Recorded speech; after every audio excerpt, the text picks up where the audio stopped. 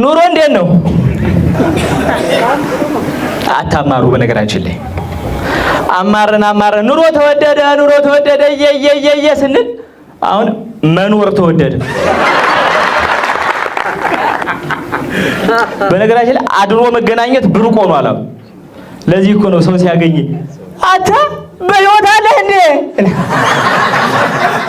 በነገራችን ላይ ኑሮን በጾሎት እንገፋዋለን። ያው ኢትዮጵያ ለጾሎት ችግር የለበትም እንደምታውቁት። አንዱ ደሞዙ 1000 ብር ነው። ዘይት ሊገዛ ሸማቾች ሄደ 1200 ገብቷል። 5 ሊትር ዘይት ሊገዛ ነበር ሄደው 5 ሊትር ላርጎ ገዝቶ ተመለሰ። በዛ መሀል መንገድ ላይ ሲደርስ በጣና ዘገሊላ ውሃውን ወደ ወይን ቀየርክ ኢየሱስ ክርስቶስ፣ ይሄን ላርጎ ወደ ዘይት ቀይርክ።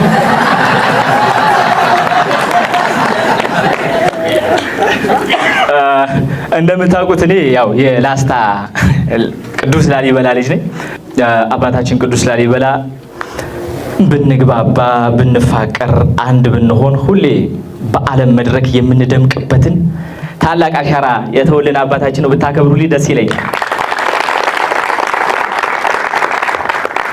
እና ላሊበላ ከተማ ነች፣ ግን በዙሪያዋ ገጠር ነው። መብራት ውሃ የለም።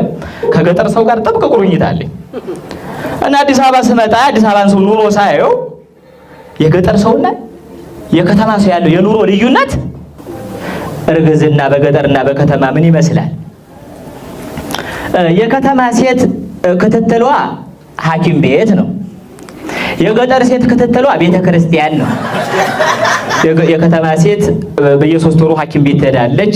ዶክተሩ ሆዷን አሻሽቶ አዳምጦ ጽንሱ በጥሩ ሁኔታ ላይ ነው ያለው፣ አተነፋፈሱ ጥሩ ነው፣ አንቺም ጥሩ ላይ ነሽ፣ ኤኒታይም ማንኛውም ነገር ከተፈጠረ መመለስ ትችያለሽ ይላታል።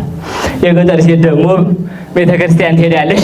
ጸበሏን ጠጣ መስቀሏን ታሽታ ካህኑ እዮሽ እናትዬ እመቤቴ ማርያም በሰላም ትገላግለሽ አይዞሽ ሁልክት አድርገሽ እናቴ ብለው ይሸኟታል። 4 ወር ላይ ሲደረስ የከተማ ሴት አልትራሳውንድ የሚባል ማሽን አለ። ያረገዘችው ወንድ ይሁን ሴት ይሁን ማወቅ ከፈለገች በአልትራሳውንድ ይታወቃል። ገጠርም አልትራሳውንድ አለ። ህልም ነው።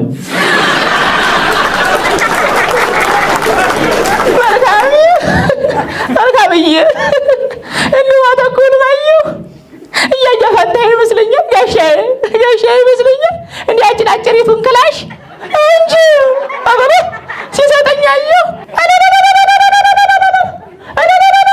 እመቤቴ ማርያም ክላሽ ወንድ ልጅ ነው።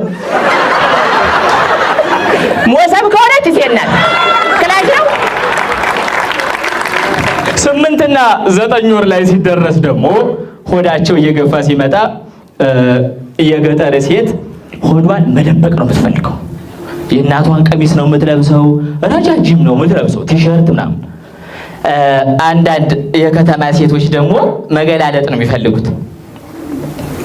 በተለይ አሁን ሶሻል ሚዲያ ላይ የምናያቸው አንዳንድ ሴቶች ምንድነው ሆዳቸውን ማርገዛቸውን ለማሳየት የሚያረጉት ጥረት የተለየ ነው። እዚህ ጋር ተገፍቷል፣ እንደገና በቡጢ እዚህ ጋር ይገፉታል።